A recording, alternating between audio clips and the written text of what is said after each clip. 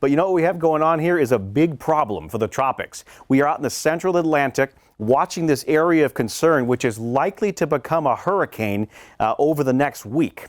It's going to draw toward the Leeward Islands Friday into Saturday. U.S. impacts are possible with this area of concern, but not for a long time. September 14th would be the earliest we could see impacts. Well, let's take a look at what's happening out here, folks. The tropical tracker this week, this storm will develop. The conditions are very favorable for it to develop into a named storm. If it takes this more northern path, it's less likely to impact the U.S. directly. And right now, this more northern path, north of the Caribbean Sea, is the one that's more likely.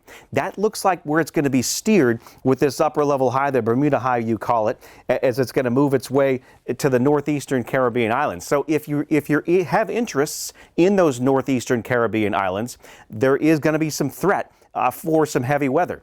We've got a tropical eye path out for this storm already, and our expert team of hurricane forecasters here at the AccuWeather Network shows that we are expecting a major hurricane to be giving a glancing blow to the northeastern Caribbean islands this weekend, and we'll have a Category 4 hurricane on our hands as it moves north of the Turks and Caicos as we head into next week. So the tropical impacts, we've got these northern islands here, the Virgin Islands next to Puerto Rico, north of Guadeloupe. That's where we're going to be seeing at least some impacts this weekend for the threat for mainly tropical storm conditions, it looks like right now. If the path holds true with what we think, there'll be 40 to 60 mile an hour winds, perhaps 2 to 4 inches of rain. So we're on the lower end here of the scale for these northeastern Caribbean islands this weekend. But you know what? We're watching another area of concern in the wake of that one that's right now just coming off of Africa.